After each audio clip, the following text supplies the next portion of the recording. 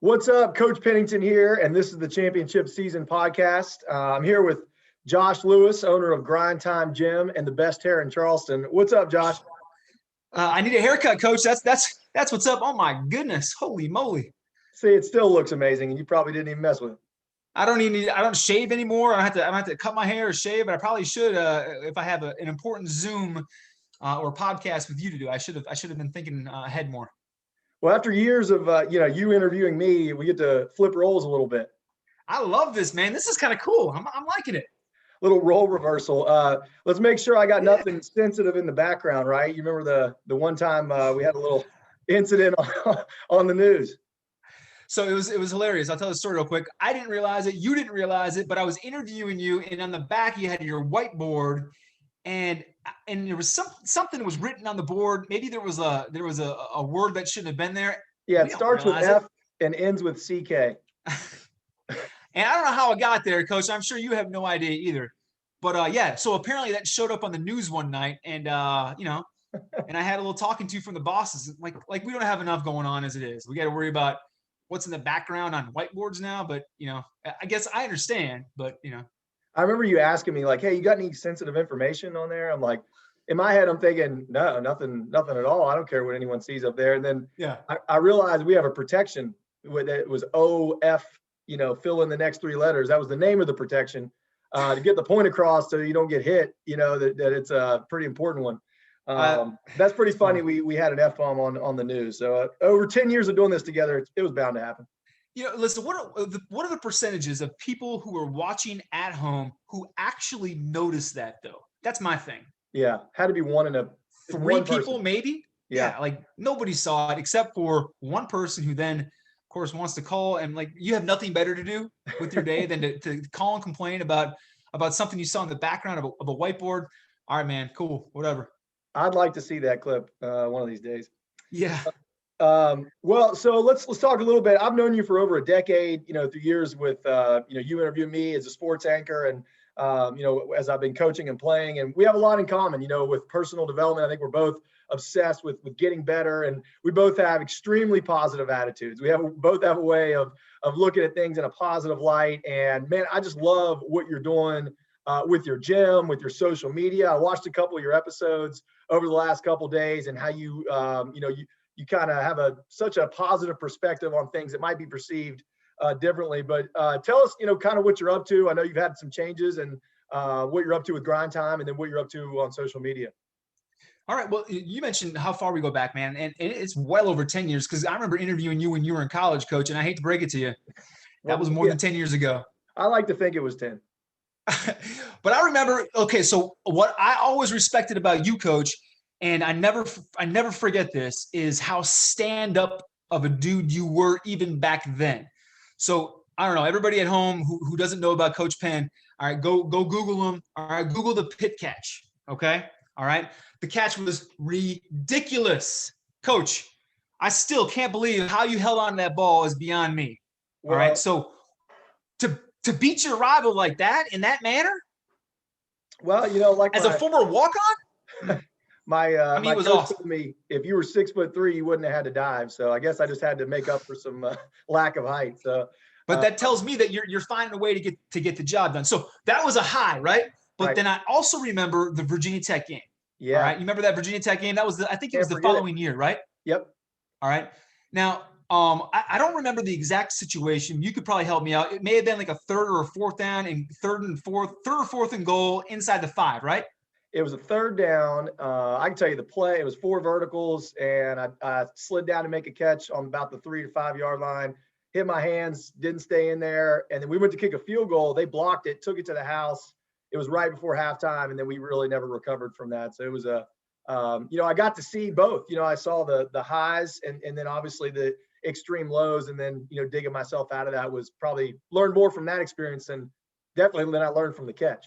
And dude, Coach, I learned a lot about you from that experience right there. And I have never forgotten that, because I remember in that post-game interview afterwards at Lane Stadium, Worsham Field, we're down there, and, a lot of times when guys, make mistakes or they don't win the game, nobody wants to talk to the media. You know what I mean? Right. Nobody wants to go out there and answer the questions that are bound to come that nobody wants to answer. But there you were. You were there front and center. And I remember specifically asking you about those two plays. And I remember asking you, Coach, was the high of the Virginia or the high, the catch and the win against Pitt higher, or was the low right now that you're feeling lower? Do you remember that?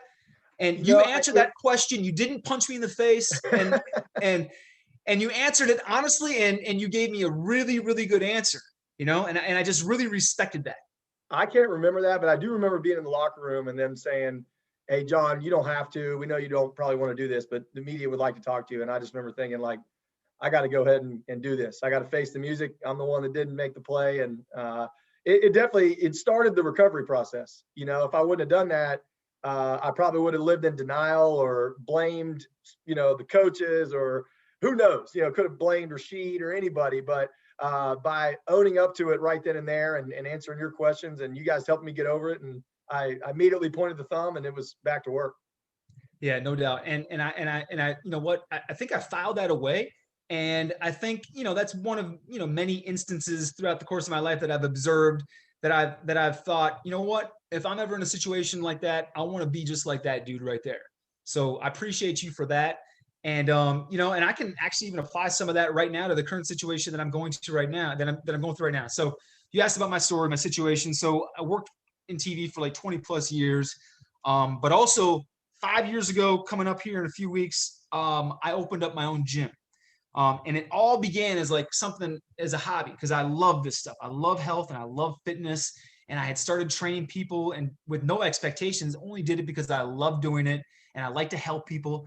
So kind of one thing leads to another. Before you know it, it's like, well, this is going pretty well. And so I'm like, well, I'm just going to open up my own place. And I opened up a small little place. It was like a girlfriend at the time. All right. Because I had rented a place. It was a month-to-month deal. I bought some equipment, spent a bunch of money on equipment, but it was a month-to-month deal. It was my girlfriend. Right. Then all of a sudden, the situation was just thrown into my lap. There was a building that's been for sale. It had been for sale. This is 2018. It had been for sale since either 2010 or 2011, and it just been vacant.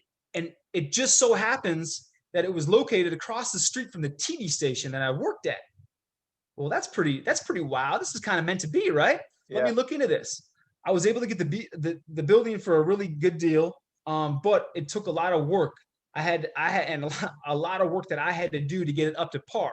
So what I ended up doing is I put the gym on the bottom floor. I built a loft apartment upstairs where I can live with my little boy, and my work is right across the street. So I had an ideal setup for like 2.5 years.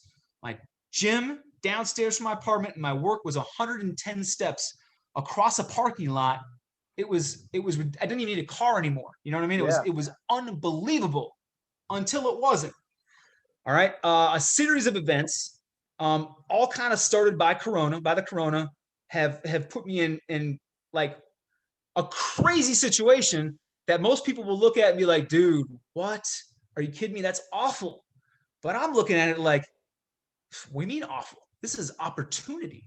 This is awesome. This is amazing. So the corona hits last year, as everybody knows. It shut my gym down on March 19th, 2020. And that's not a good thing. All right. Business wasn't the best before the corona, right? So we had to improve before the corona. Now our gym is shut down. All right. Like less than a month after my gym is shut down, I ripped my knee up. Okay. Now I got to have knee surgery. So I had to have knee surgery. So in the summer last year, I had knee surgery. My gym isn't making any money. I got to pay people. Once it was able to open back up, I'm having to now pay people to teach my classes and to do my stuff because I can't do anything. I can't work at the TV station for 6 weeks. All right. So I finally get healthy, but I'm still not. I'm able to work again, but blah, blah, blah. Business is still terrible at the gym. So in December, I have to cash in my entire 401k. Gone. All right. Wow. I got nothing left. All right. But hope. I got opportunity in front of me. All right. So it's good. Then my knee, which is doing better, all of a sudden my knee gets jacked up again. Got to go back to the doctor. So March 1st of 2021, I go back to the doctor and I find out that I might possibly be looking at a knee replacement at 42 years old. What? Are you kidding me? That was March 1st. That was a Monday. 2 days later, on a Wednesday, March 3rd, I go into work and I went in 3 hours early because I was working on a story I was really pumped about doing. A story on a couple of football guys that you used to work for. Garen Justice. So I was doing a story. I was uploading a story on Garen Justice and Kyle Cooper, all right, who are now at the University of Miami. When I go into a meeting at work and they tell me that you did nothing wrong because of the corona, yada, yada, yada, your job has been eliminated. I was like, I'm sorry, what? Come again? That's crazy. And not only is your job eliminated, you've been here for 20 years, but you got to go, and you got to go now. You got to leave. You don't have to go to work today. You can leave work. All right. Okay. So I'm just getting this stuff like rocket. Get your stuff, but don't get. No, you can't even get your stuff. So like they didn't let me. So I grab some stuff on the way out, and I'm out the door. Like what just happened here? Right. This is crazy. This is insane. And I'm staring. I'm at the door of my work, but I'm looking across the parking lot at my gym in my home. And I'm thinking to myself, as I'm walking with a couple of suits and a couple of ties, I got to go home, drop this stuff off and go pick my kid up from school. Right.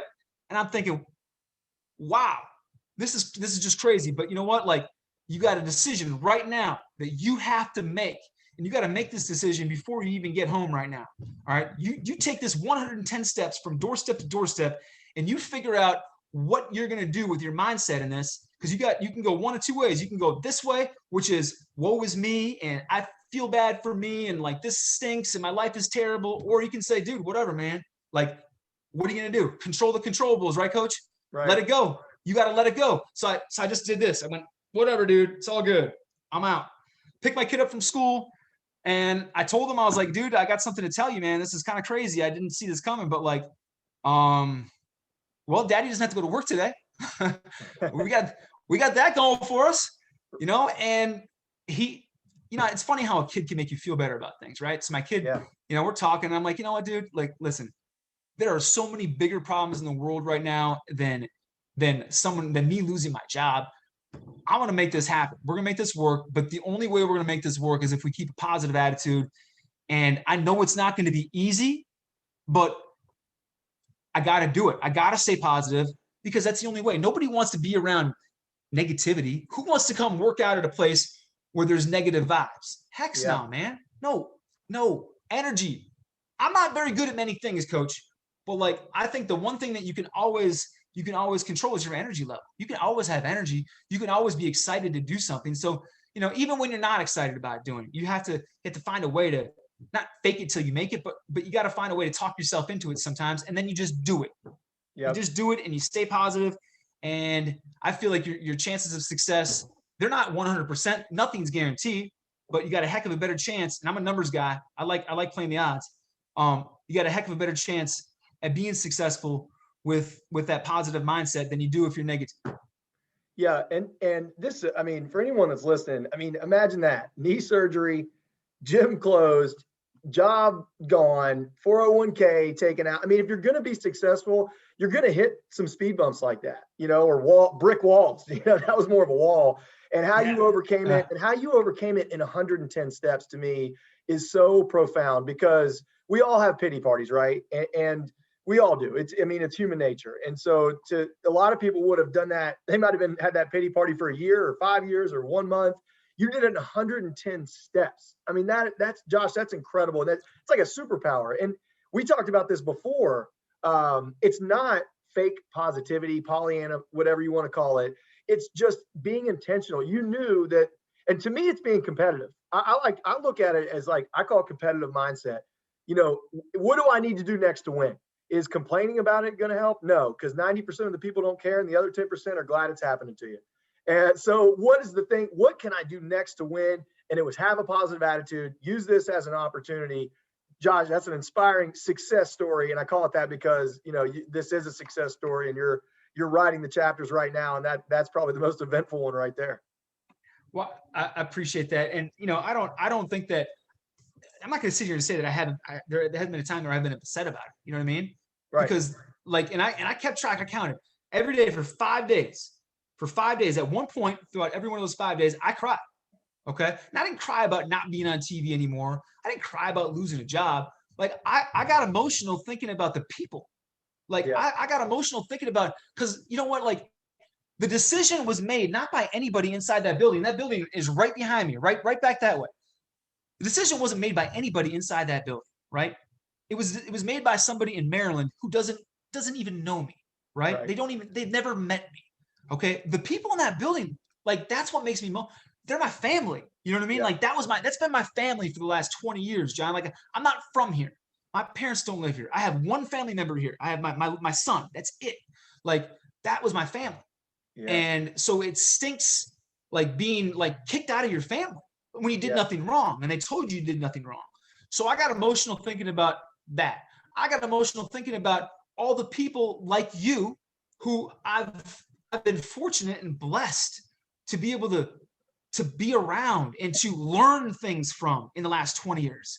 That's what, like the relationships, not that they go away, but it's changed. You know what I mean? Yeah, like this right here, our relationship isn't changed, but it's changed because I'm not going to be coming out to see you now, in the fall for, every Tuesday. But we can still be friends, but it's just different. Yeah. So I guess that's the part that got me emotional for 5 days, but it wasn't real long each day. It was at some point you think about it, you look at old pictures, you look at things, you see things and you're like, oh man, yeah, that's a bummer. That's a bummer. But at the same point in time, what else is it? It's opportunity. If I'm being honest, like, by the way, if anybody had to lose their job at that place, it should have been me. They picked the right person if somebody had to go. Now, I don't think somebody had to go like that, and I don't like the way it was handled. I'm not bitter about it, but like, it wasn't handled right. But if there's somebody that had to go, I would be the one that had to go, and I'm okay with that. So what are you gonna do? Yeah. Next play. What are you doing now? What's so you're full time with Grind Time now. So you're only you said now you get to serve one master, and you're doing what you love to do and your passion. Tell me about Grind Time. Like, what do you do? I mean, I know it's a gym, and I work out a lot. I know, but I don't know. Like, tell me what you're doing. You're doing personal training classes. Like, tell me all about what's going on over there, because I got a lot of former players, former players, a lot of ex-G-Dub guys and stuff like that over there. But just tell me about it. I got a couple of your former guys in here. Dustin Crouser's been in here off and on a bit. Who else? Well, actually, Zach Malone, who played for you for a short time. Right. Zach Dean. Yep. Nathan Toney, who you played against, I believe, when he was at Concord. Did you ever coach Nathan when he was down there? No, I think he caught a touchdown against us as a tackle, though. He did. Yeah. Yes. Yeah. I actually read that highlight on the news, and I lost my mind because I knew Nathan because I used to coach him when he was in high school. Like, what is this all about? He played tight end in high school, but he was a big boy now. Yeah. And well, so do they train? Is it like 24-hour training for them, and then you do classes at the same time, or So the setup is this. The setup is the whole premise behind everything when I began it was class based. Okay, so teach a lot of classes, and I feel like you could leverage. I feel like it's best for both parties if you're able to do it in groups. Yeah. Okay, so it's best for me because for me, time is money. Especially everybody, time is money, right? But when I was working 2 jobs, going back and forth, time is money. I can't sit here and do one-on-one training, all day because I just can't do it. But I can I can train groups, and then it's cheaper. It's more cost effective for people to train groups. Plus, there's better energy when you have a group. So I really try to sell the group training first and foremost. Now, there's some people who just don't feel comfortable being in a group setting. Understandable. So then we'll do some one-on-one training, some personal training there as well. And then we also have a keypad so people can come in and use the place as they want, like a regular gym. Now we don't have a bunch of machines. We're not a machine gym. We're a free weight place. Barbells, dumbbells, kettlebells, bands, that sort of stuff, sled pushes, a lot of stuff that football teams do. You guys aren't doing a bunch of hammer curls or using machines to do stuff. You're using free weights. So that's basically kind of the setup there. But I'm also having to reinvent some things on the fly here. It's the fourth quarter now, and we've got some of those in-game adjustments coming through. So now what we're doing is we're venturing out, and we're trying to think a little bit more outside the box. Now that I have some more time to put more things together, starting to do more team training. All right, so doing a lot of stuff with some soccer teams, some basketball teams. Any teams that want to have their teams trained, we do it a couple different ways. How's that work? That's awesome. I mean, so what do they just bring their whole team to your gym for an hour and? Yep, bring your squad in and we can train them up. We also kind of made a little makeshift secondary area in the garage, which is I saw that on your YouTube channel. That looked really cool. With turf. It's got turf in there, and the turf, by the way, is from Laidley Field. When they remodeled the turf, Doug Cart over at Laidley Field let me have some of the turf. It's 4 or 5 blocks down the street, and so we got a forklift. We brought the turf, we set it out back, and it sat there for 2.5 years. And finally, just last fall, we laid it out last fall, but just about 2 months ago, we put the turf in the garage, and it actually looks pretty cool. And I've had a number of people come up to me and tell me that that's their favorite part of the whole gym now. It's dirty, it's hot, it's going to be super hot in the summertime. It's not super clean, but it's not real dirty. But it's one of those places where it's like, you're not here to look pretty. We're not here to get a Mai Tai afterwards or a foo-foo something or other. We're not going to have towels to pad your face down afterwards and pamper you like that. But what we do have is we have a place where we can put some loud music on, and you can sweat, and you can drop your dumbbells, you can drop your barbell, you can drop your deadlifts, make some noise. Don't care. We want atmosphere, we want energy. And I've had a bunch of people tell me that that's their favorite part of our place. Yeah, I love it. And when I first saw it, I thought that was the whole gym. And I'm like, man, he's really doing this with a small area. Like, this is incredible. A pretty cool gym, though. It reminded me of watching CT Fletcher's gyms where there's not a lot of mirrors. It's kind of not a lot of fancy stuff. And you can be a meathead in there, which I've got plenty of that in me. And I love to do that. But then I saw when you went upstairs where you do the classes and how nice it is up there. And that's really cool. I think, you got something for everybody there. Not only that, but people like me, I like to do a little bit of both. I like lifting with people and being around people in a group setting, but I also want to get down in there, put my headphones on sometimes, and just pun intended, it's grind time. I don't really feel like talking to anybody, so I love that about your gym and watching your videos. Well, I appreciate that, Coach. And yeah, when it's time to work, man, I'm not trying to I talk enough. As we're seeing, I talk plenty. When it's time to work, man, I'm trying to shut that off, and I'm trying to sweat. I'm trying to put some work in, because I want to get that feeling of getting that win of a good workout. If I don't have a good workout, I don't feel like I won. You know what I mean? Yeah. And tell me about, I watched, a couple of your social media videos and loved them. Just, the one where you're picking up dog crap in the front and using it as a win. And then obviously your fender bender. What are you doing on social media? Are you just kind of just putting positive stuff out there? Or do you have, I know you have a YouTube channel, right? What's it called? YouTube is Grind Time WV, I think. I don't know. But, my thing is this, I love telling stories, John. And I love doing it on my own time, as I'm able to, you know what I mean? Yeah. I love doing it. And in the last couple of months, since I have been working in TV, I've even realized it more. I miss the actual storytelling part of it. But again, I like doing it from my own place. For a long time, for months and months during this Corona period, I was doing everything for the TV station, pretty much where we are right now. I was doing all my work right here, and then I'd walk across the street and I'd upload it, or I'd go be on TV or whatever. So my thing is technology being what it is nowadays, I don't have to just not do that stuff anymore. Yeah. It doesn't mean people are not as many people might see it, but you know what though? If I put a good product out there, who knows? Maybe a lot more people will see it one day. I don't know. So my thing is right now with the social media stuff is I'm just trying to take it as almost like an outlet to put my message out there. If anybody wants to hear it, if anybody wants to see it, they can. It's there.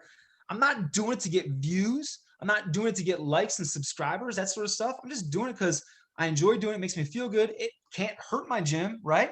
Right. And who knows? Who knows what it leads to? All I know is that it's an opportunity. I'm not getting paid for it, but I enjoy it. So if I enjoy doing it, if it's helping somebody else, because I've had people tell me that wow, dude, how are you being so positive about all this stuff when you've been, smacked so many times? Well, I see it as an opportunity. It's real easy to be happy when things are going your way. When you're up four scores in the second half, coach, and your starters got their pads off and they're laughing and joking on the sideline. How much adversity is that? Yeah. You're not really learning a lot about yourself right there, right? But I see this is and because I was on TV, because some people knew me from TV for 20 years, I'm kind of gives me a little bit of a platform, maybe if it's a small platform, but I don't know, maybe my message of positivity could help somebody else. Who knows? What's it going to hurt? But it also helps me too. It also helps me with the recovery process. It helps you, it helps other people, and you enjoy doing it. It's a no-brainer. It's a win situation, and I loved it. It helped. It helped me when I was watching it. I'm just like, I got to be more positive. It just kind of gives me a little incentive. Now, so I did a podcast with Hollis the other day, and I love. I really believe that self-talk is vital, and you've talked a little bit about that, seeing things as an opportunity. I call them soundtracks because I just read a book about it. These soundtracks in our mind that we tell ourselves. And Hollis told me one in our thing. He said, mentally respond, don't emotionally react. And I used it the other day. It was like, it was like a way to kind of step back, when things are getting emotional, mentally respond, don't emotionally react. And it really helped me. It was just that soundtrack that he put in my head from our podcast.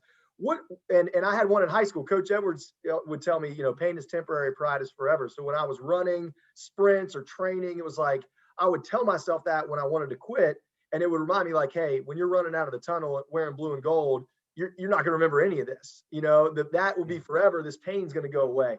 And so, but it was the soundtrack that got me there. What is the soundtrack, or do you have a self-talk phrase that you use when bad things do happen that help you see it in a positive way? Or is there something you've used in the past, maybe that might help anyone listen to this kind of use to stick with them? I don't know if I have a soundtrack or not, but I guess I do. I hear my mom's voice. Yeah. Like, people are like, why are you like this, dude? You're borderline weird with your positivity. You know what I mean? Like, yeah, I've gotten that before too. Like, dude, just like take it down a notch. You know what I mean? Like, just take a deep breath, step back. It's okay to not be okay. Like, it's all right. Yeah. You're good with that. But dude, I can't do that because of my mom, dude. My mom is just like, I'm gonna get emotional. I'm gonna get emotional talking about my mom, dude. Because anytime you talk about moms, it's emotional. Dude, she's amazing, man. She's awesome, and she taught me how to be like this, man. Like, I don't know any other way because of her. Yeah. So I hear her voice, and it makes me focus on what's important. Dude, that's a beautiful thing, Josh. I mean, you're lucky to have that, and that's awesome. I mean, that's why you're the way you are, and it's inspiring people, and you're inspiring, a lot of people here in Charleston, and it's fun to watch, my man. And I hope I can steal some of your positivity and use it to help me every day. So that's why I've subscribed to you, and that's why I wanted to do this podcast with you. Darn you, John! You got me emotional, and you got me teared up. I have written down here, make sure Josh cries on the show. Listen, that's revenge for Virginia Tech back in the day. I know it. I'm on to you, man. You can ask my players, man. I'm a crier. I cry all the time. Feels good sometimes, though. No shame in that game, brother. It's pure and it's genuine, and that's why it's a beautiful thing. But I want to talk to you too about your culture, because I've got my PhD in organizational culture. That is it's what I love about, running the football program here, is building a culture and continuing to build it. Can you tell us a little bit about, what is the culture at Grind Time, or how would you describe it? And like, what do you do to kind of create that? And I know you already touched on it a little bit, but just dive into it for me. So basically, just the culture here is just no judgment. Like, that's my thing. Like, if you're like I don't want to say meatheads aren't welcome here, but like, you can be a meathead and come here, that's fine. But if you act like a meathead and you treat people in a meatheadish type of way, it's probably not the place for you. You're probably not going to last very long, because you're not going to feel real welcome, because you're gonna get some looks from people, like, So what we're all about, man. We get new people coming in. It's a huge step. It's a huge step for somebody to walk through a door of a place and put themselves out there in a manner that, when they don't know anybody else there, they don't know what to expect. They don't know what kind of judgment. They feel like they're going to be judged, right? That's a common thing. A lot of people feel that way. And frankly, like, dude, I've been in their shoes before. I've been there before. I remember going one time, I had to go to Planet Fitness because I was out of town. I was in Colorado, and there was no other gyms to go to. I had to go to Planet Fitness. I was like, all right, well, I'll go there. And I was in really good shape at the time. I looked awesome, right? I don't look awesome right now, but I looked really good back then, and I had to get my workout in. I had to get a good one in. Only place I could go to. So I walk in there, man, and I'm all about just building people up. I'm trying to help people. So I walk in there, and that's supposed to be a judgment-free zone, right? Well, I walk in there and I'm in good shape, and I'm having all these people who like aren't really good shape, and they're just eyeballing me up, and like it was reverse judgment. And so like my thing is like, dude, I don't want that either. You know what I mean? Like I just want everybody to know that they're welcome, and like nobody here is judging them. We're all just trying to become better ourselves. We're all trying to win, but we're not fighting each other. We're fighting ourselves. So let's build each other up through positivity.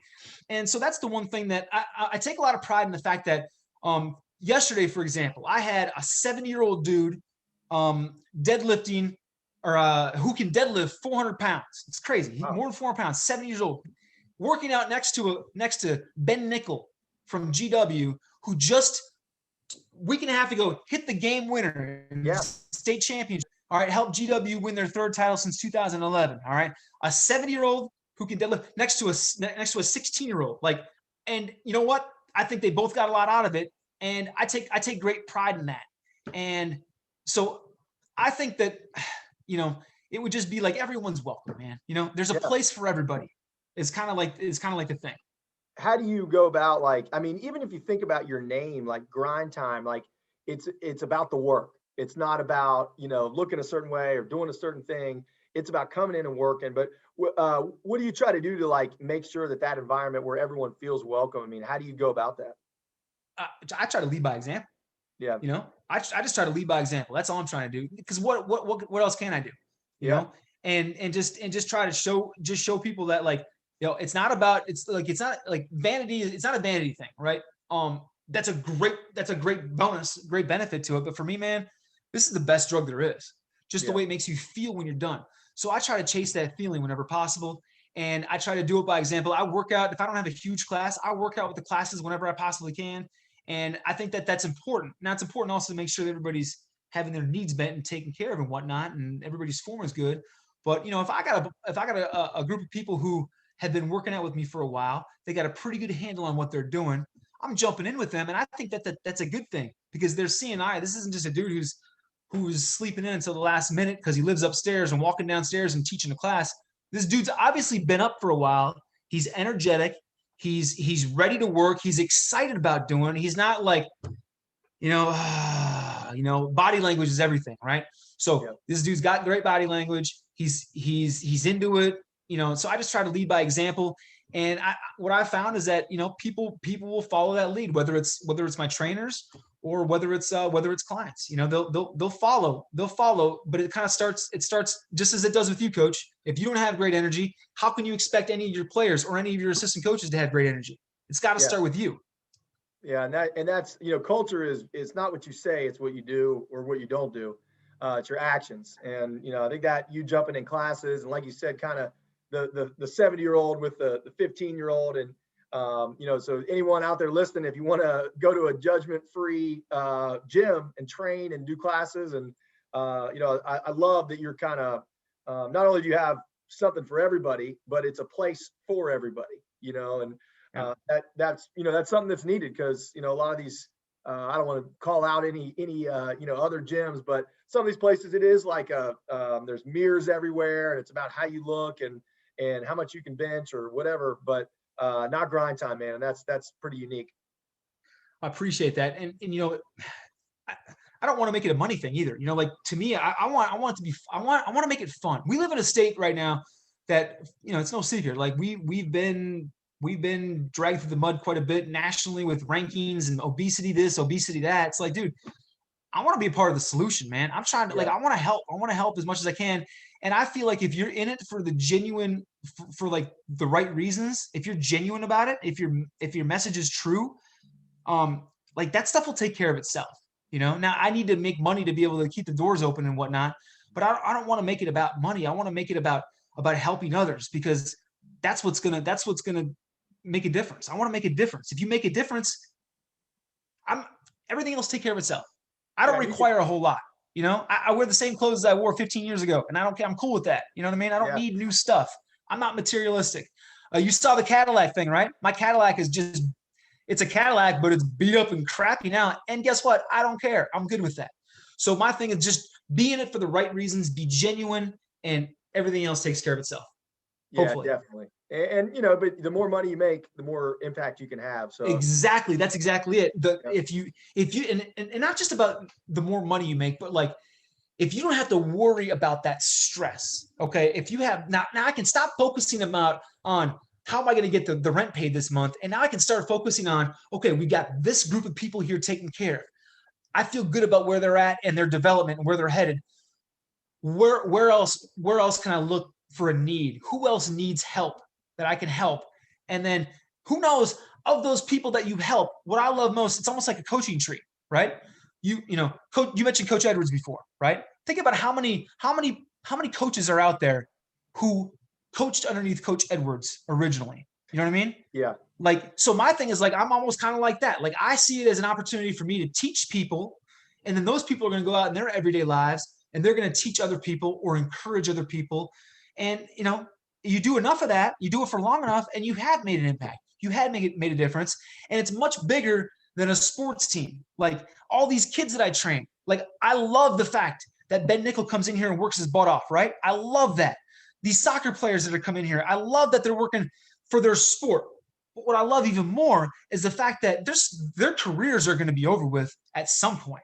I love the fact that what I'm trying to teach them is stuff that they can take with them well beyond their sport, with them well beyond if they move to California, wherever, if they move to Florida, they can take it well beyond the doors of this place, and they can then make other people better as well.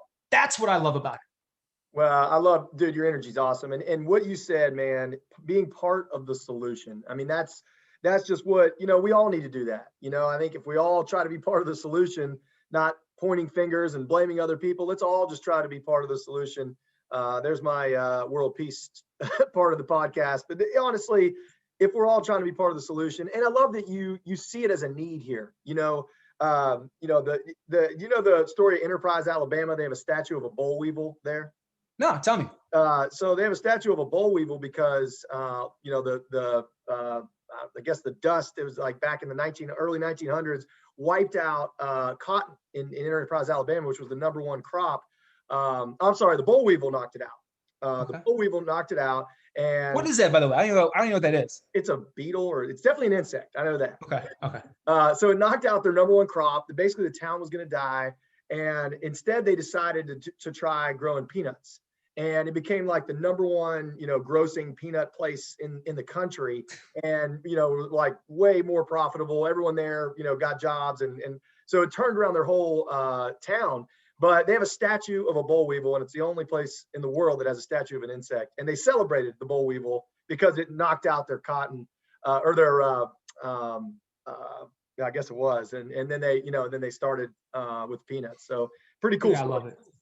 I love it, man. Turning negatives into positives, man. It's great perspective there. Well, listen, you have to, man. That's awesome. What a great story. Yeah, it's such a cool story. I don't tell it as good as Kevin Elko, but I love that story and how they look at it. And that's what I've kind of hoped that this could be for Charleston. Like, how can we use this pandemic?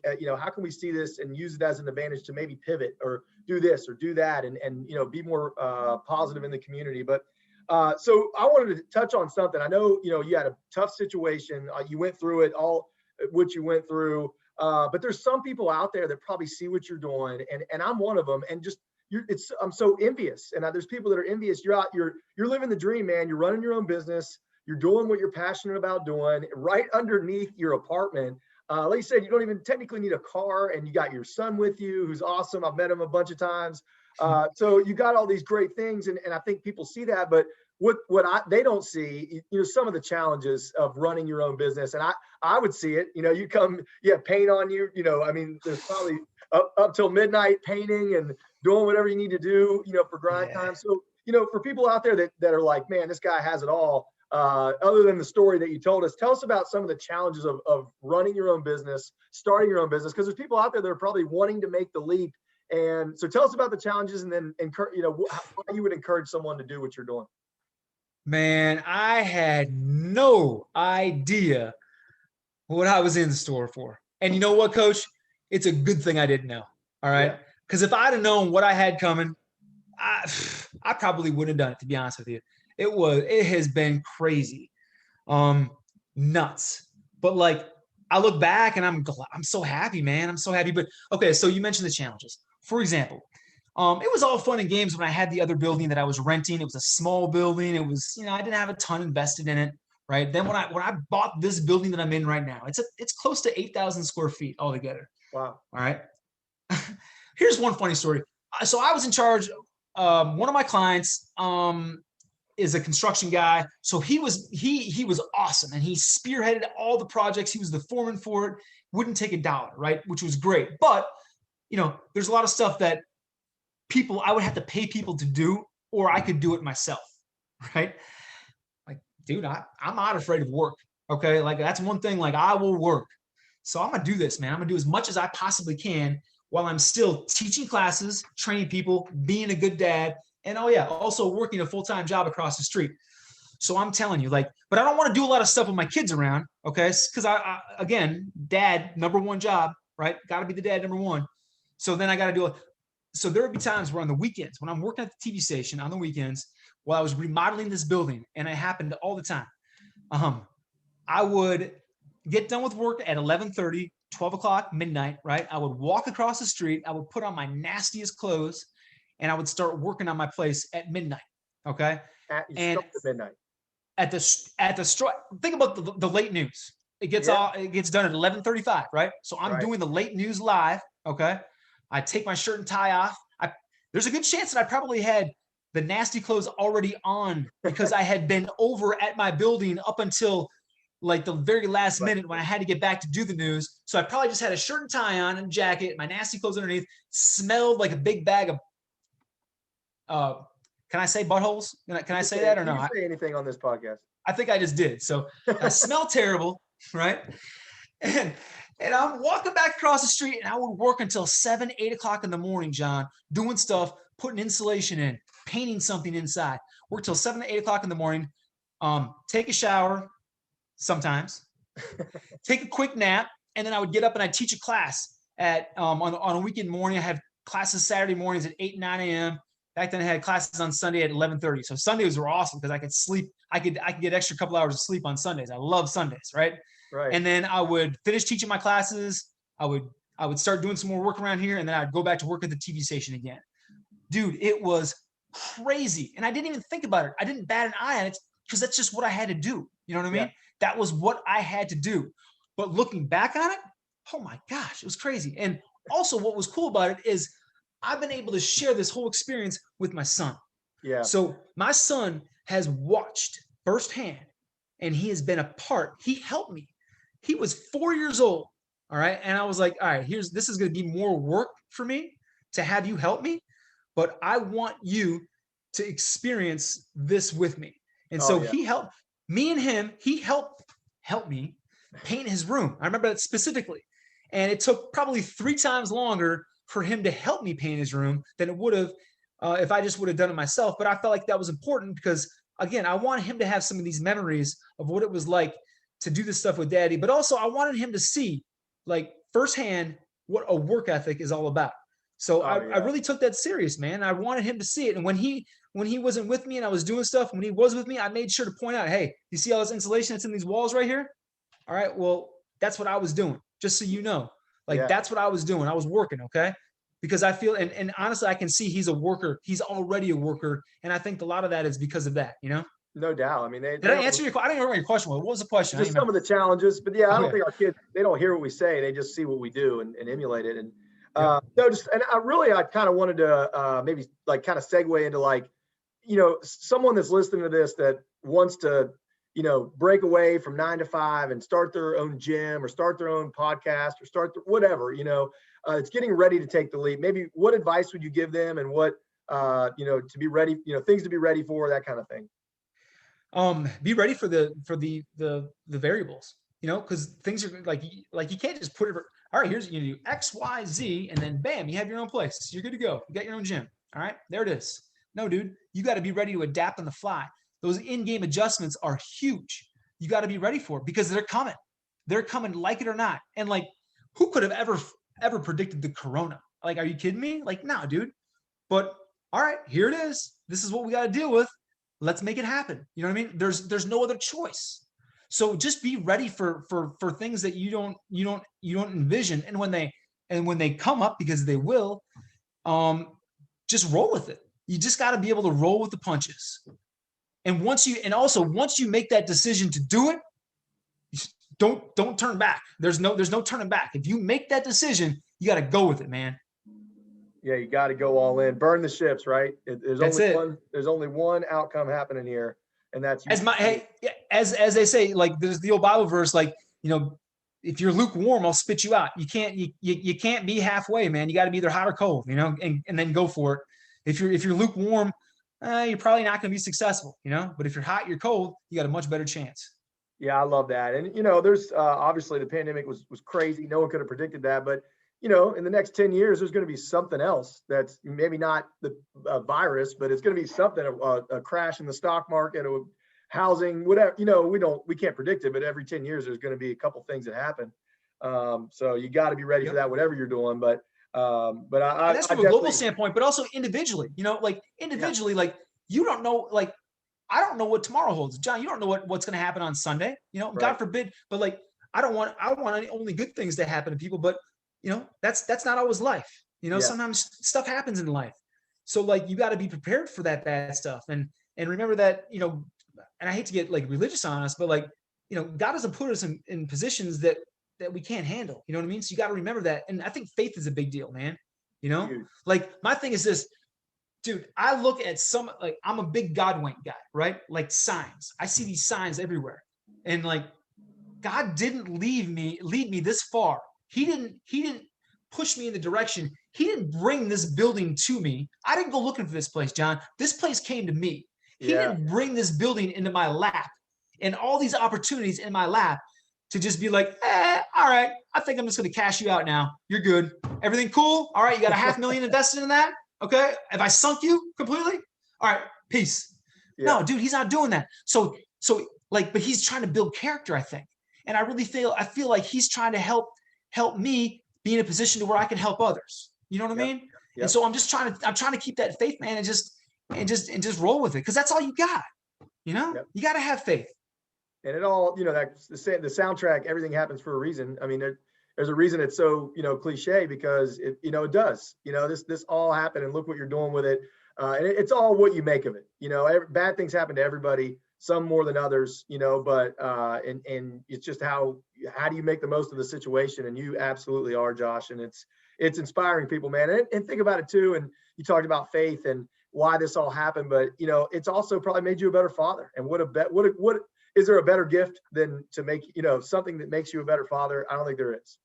So that's awesome. Well, listen, this show is it's called the championship season because, I've been lucky to be a part of championships in my, through years of sports, and, but it doesn't have to be sports, right? What's your championship season right now, or what are you getting ready for as far as, what would be winning a championship for Josh Lewis? And then how do you use, competition? Because I know you were, a former athlete, a linebacker, and you're involved in sports. So, kind of get into that. Like, what's a championship for Josh Lewis coming up? What's your championship season? And then how do you use competition to help you? I mean, I didn't even realize how competitive I was, right. Like until I've gotten to be a little bit older, and I realized that, like, you know what? I don't like being, I don't want to say bored.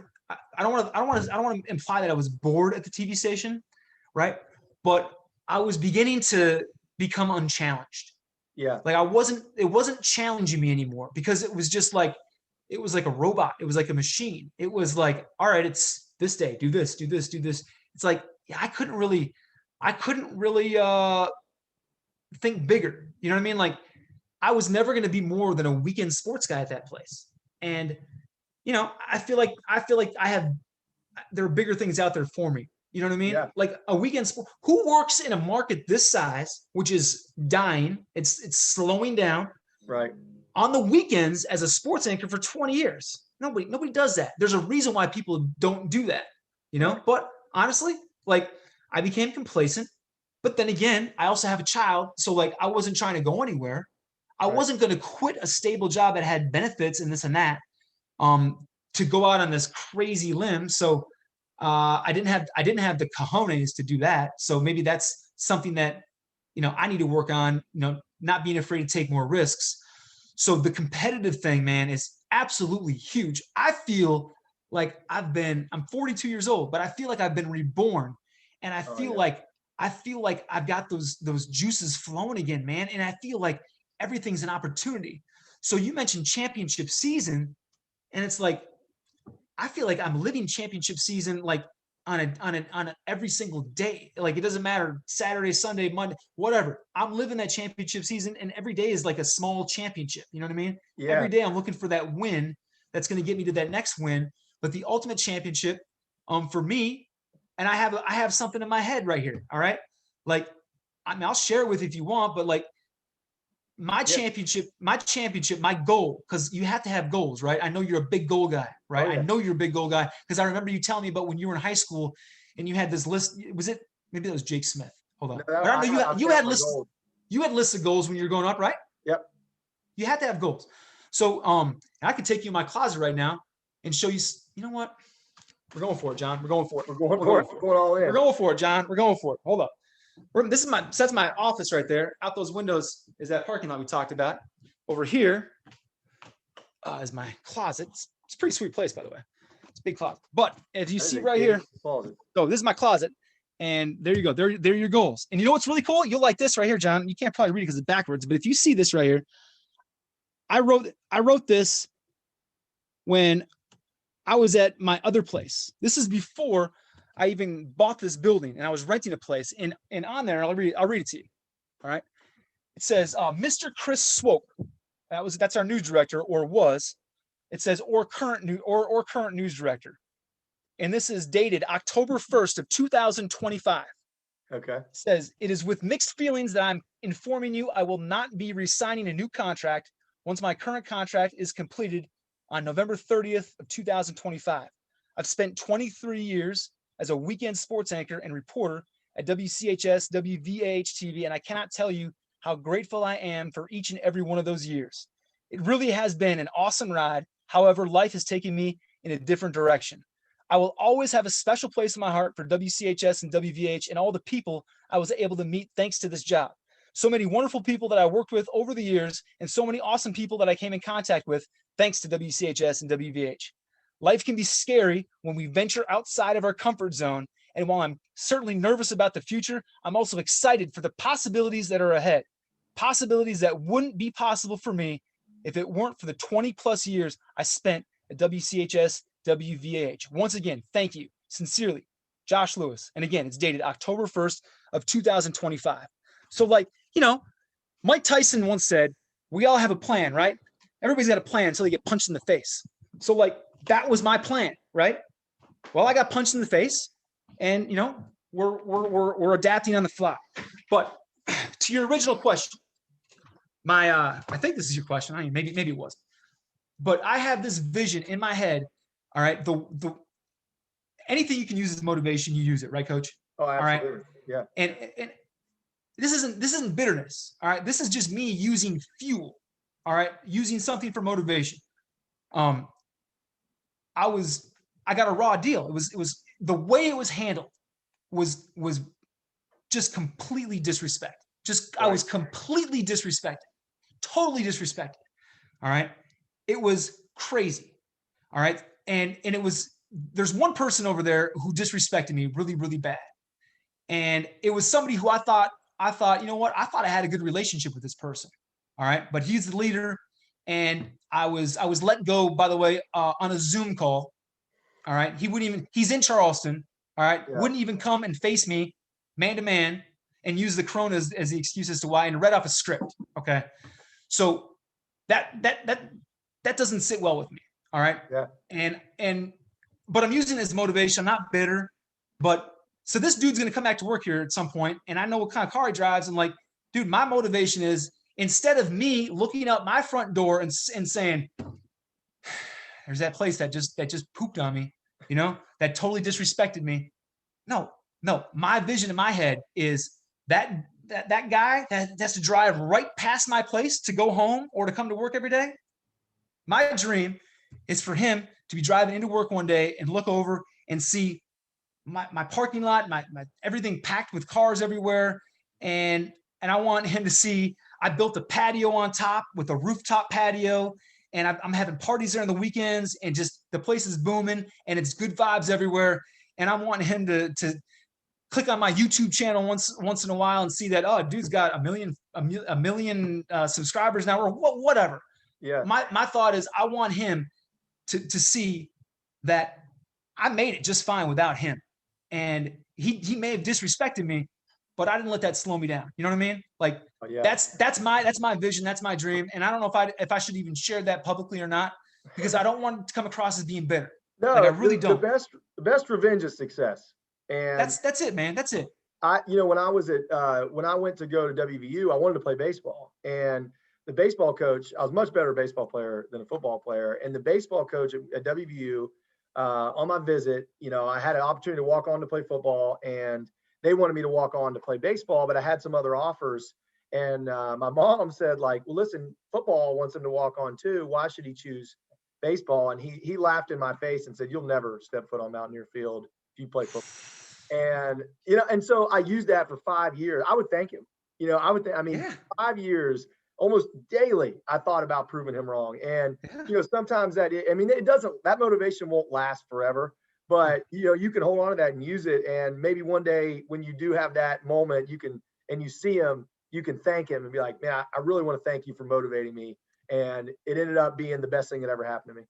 And that's what it'll be. No doubt. And I'm sure, and listen, I get it. He's been forced to do something. I get it. And that's fine. Well, look at it in his shoes, right? Like, I'm sure there's players that have been disgruntled with me that are using me as their motivation. And and I hope that I see him in 5 years and their life is better because they hated me.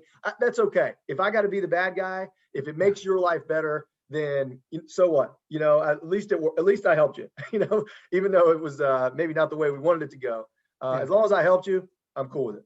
Yeah, I wish any bad thing. I have nothing against him, like, personally, but I'm going to use that as motivation, because if I tell people to use whatever you can use as motivation all the time, well, you got to do it too. If I'm going to say that, I better do it as well. Yeah.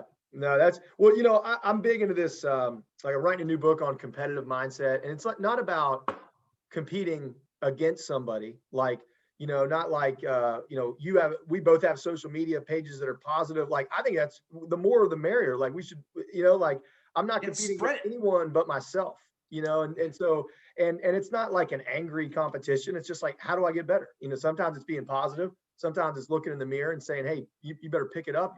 You're being a piece of shit. Like, but whatever it is, like, I guess because I'm an athlete, but I love being, having that mindset and, not using it to do anything but to better ourselves. And I see you doing that. And I see you better than everyone around you. And I think it's awesome, man. That's why I wanted to reach out to you.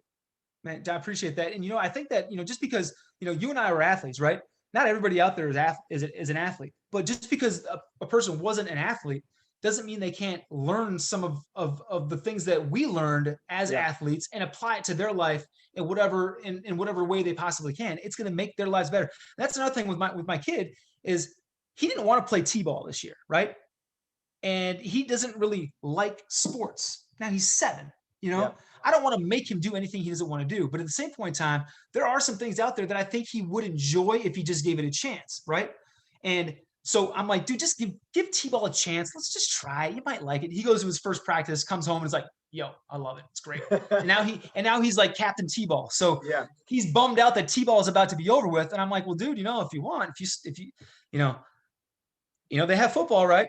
Football's coming up. We could do football too. Same type of deal. You know what I mean? But it's not because I think he's going to be a D1 athlete or he's going to be exceptionally good. If he is, awesome. I'm not, the Marinovich project, right? You've heard the Todd Marinovich story, right? We're not doing the Marinovich project here. Yeah. Okay. We're not doing that. But if you decide that you want to do something, I'm going to encourage you. But the reason why I love athletics because I think that it teaches us so much about life, and it teaches us about ourselves, and it makes us better. Just the way my child having a dog is making him a better human being, playing sports is going to make him more successful in life. I do believe no matter what kind of success or failures he has along the way in athletics. That's why I love athletics. And that's why I'm going to encourage him to play. It's a classroom to me. Like, that's how I look at it. Yep. You know, I learned more in a locker room or dugout or sideline than I ever learned in any classroom. And I got a lot of degrees, but where I learned the most was, living and dying on being a better teammate, learning how to, get better, learning how to, just lead people, learning how to be led by people. I mean, there's so many great lessons in those team sports and individual sports. And I'm the same way. Whether my kids like it or not, they're going to play something because there's things they need to learn in there that they're not going to learn in a classroom. Hey, great example last night. So, 2 nights ago, T-ball game, and my kid's up at bat, and there are some kids that are playing in the next game, and they're up above where the announcers sit, right? And they're looking down, and they're 9 and 10-year-olds. And this is a bunch of T-ball kids that are like 5, 6, and 7 years old, right? Right. And they're looking down, and they're trash talking my kid. They're trash talking a T-ball kid. He's 7. And so I'm sitting there like, and honestly, I just sat there and he couldn't believe it. This is a kid who's been worshipped his entire life. Nobody's ever said anything negative to my son whatsoever. So he's like, what the heck is going on here? And it totally gets in his head, right? Yeah. Like he wasn't playing bad, but these kids got in his head, and now he can't even hit the ball off the tee, right? Right. And he's mad, right? So he comes off the field, and I go out in the field with him to kind of hang out with, when he's in the field playing, just like, like coaches do. And he's talking about these kids, and he's so upset and he's mad. And I'm like, well, dude, listen, I gotta be honest, man. I'm glad that this happened. What do you mean you're glad? You're supposed to be my dad. You're supposed to be looking after me. I'm like, yeah, but dude, I'm also, my job as your dad is to get you ready for life. Guess what? Get ready for it, pal, because this is just the beginning right here. All right. There's a lot more where that came from. And if you let this get to you, all right, right now, like you got to learn right now. I'm glad this happened right now. I'm glad I was here to witness it. I'm glad I'm here to talk to you about it because this is going to happen again. All right. Now, what happened when those kids started talking that trash to you? It made me upset. Okay. How did you play? How did you play after that happened? Well, I had a hard time hitting the ball. Yeah. You know why? Because they got in your head. Those kids were trying to get a reaction from you. That's the only reason why they do that. Right. And guess what? You gave them a reaction. So guess who wins there? They win. All right. But but also you win because you can learn a lesson from this that you can take next time, and you can remember, whoa, wait a minute here. What's important? What those kids out there are doing right now in the stands or at home or doesn't matter. Doesn't matter. What happens is between these lines right here. And I really feel like he learned a big lesson from that. Now, is he always going to apply that? I don't know, but who's to say he won't? You know what I mean? Yeah, I relish those talks in the car on the way home after a bad experience, more so than a good one. And I love that quote, Josh. I'm going to steal it from you, man. And I don't know if you've ever said this before, but he said, "My job as your dad is to get you ready for life." I mean, that's a beautiful quote. Any dads out there, I'm gonna use that one. I'm gonna steal that self-talk script from you. I've stolen plenty of your lines, Coach. I've stolen plenty of your lines. So that's an honor. It's an honor, Coach. Yeah. Well, hey, you want to close us out with anything? Like why should people come to Grind Time, and why should we follow you on social media? Well, you know what? You know why? I don't know why. That's a great question. Why? Because I feel like my message of positivity is something that can help everybody, no matter what they do for a living, no matter what color skin they have, no matter what their body looks like, no matter if they're a male or a female. I feel like, and if they work out or have never touched a weight in their life, I feel like the message of positivity can be applied in a number of different ways. So, I feel like I can help somebody. I feel like I've been put in a position to help people. I feel like 20 plus years of working in TV has given me a particular set of skills. Yeah. That I didn't have to give back. When I gave back my camera and all my gear, they didn't make me give back all my experience. Right. And I feel like those. I don't want to interrupt you, but watching your videos, man, they're well done. They tell a great story. I mean, it's you can tell that you've got a lot of experience as opposed to mine that are like Zoom with no microphone. And like I need some pointers from you. But anyways, I can be fired. You're doing a great job. Hey, listen, I need money right now. I need money, so I can't be hired, Coach. It's all good. We can coach you up on that. But no, I just feel like it's positivity, man, and it's beyond lifting weights. That's what I keep trying to tell people. Like it's not just about trying to get fit to look good. It's about trying to improve your mind, and it's about trying to improve your life and your quality of life, the length of your life, and that sort of stuff. The one thing that if I could plug anything, I would plug some of the stuff that we're trying to do this summer. We're working on summer schedules, and what I want to do is I'm trying to do some scheduling for. I want to do a bunch of classes that can help a wide range of people. So and honestly, like the one thing that I've really realized in the last couple months that I love kids. I love being around kids. I love being around all ages of kids. I feel like I have something that I can offer those kids, not just in the weight room, but also, lessons about some things in life that will help them become better people. So if I could plug anything, I would plug some of the classes that we're trying to implement. I'm trying to work on putting together an elementary school class. I want to get some elementary school kids in here, not to lift a bunch of weights and heavy weights and that sort of stuff, but just to get them in the atmosphere. It doesn't have to be an hour-long session. Give me 30 to 45 minutes. We'll make it fun. All right. But I feel like to introduce to them what life is like in the weight room could be something that, it can be a scary thing when you get to be a little bit older and you get to that age of being around weights and like, oh, this is where all the meatheads hang out and this and that. But if we can take that and we can turn it into something that, hey, this isn't so bad. This is kind of fun. And we can make it fun and we can make it non-threatening. So that's one thing with elementary school kids, and then take it to the next level, middle school kids. They're starting to develop their bodies to where they're getting closer and closer to being able to lift some weights. And then I want to do some high school athlete sports specific classes. And then another thing that I really think has a lot of potential are some family classes. So I've had some families who've worked out with me over the years, and to watch the bond that they're able to develop when they work out together as a family is awesome. I love that. So I'm trying to think of ways, and I'm in the beginning stages of trying to line out schedules and this and that, and trying to figure out when to do what and that sort of stuff.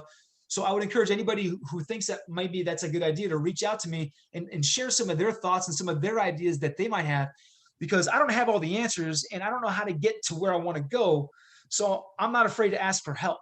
So I would ask for help for anybody who could maybe suggest anything that we could do that could help as many people as possible.